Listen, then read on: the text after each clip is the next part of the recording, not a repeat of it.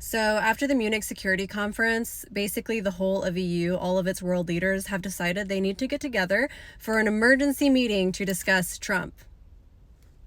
So when it was the US's turn to get up on stage, instead of talking about how we could all work together, like everyone else, they decided to lecture all of Europe on how they are losing their democratic values. Like the US has any concept of democratic values right now. That's called Freudian projection, my friends.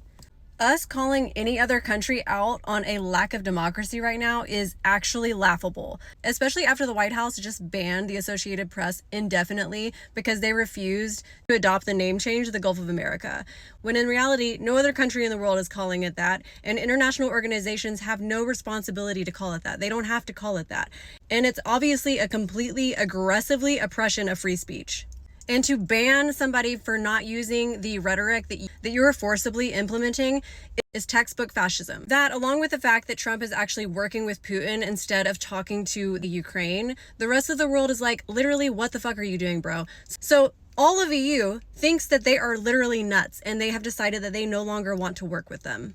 The EU and America have been allies for a very long time, and they've always said you can be an ally with a country as long as you have at least one person to talk with and work with, and they literally said that no longer exists here.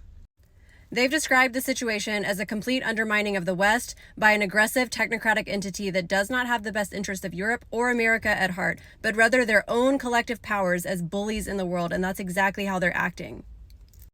It's actually so fucking embarrassing and really, really sad to see us just destroy long-standing allyships across the fucking globe. Like, what the fuck are we doing, and how are people okay with this? We're just literally pissing everyone off.